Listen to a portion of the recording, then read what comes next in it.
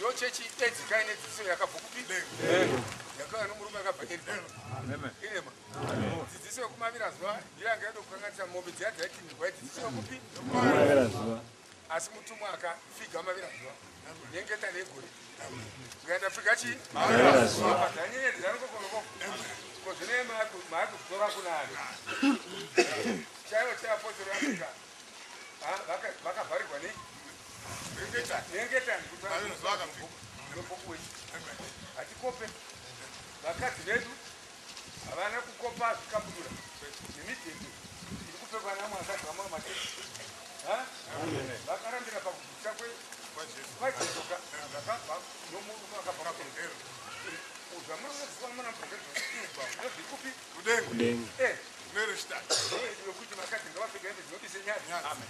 Sisi neita makati watu una matamu. Yala runga kubise. Amen. Africa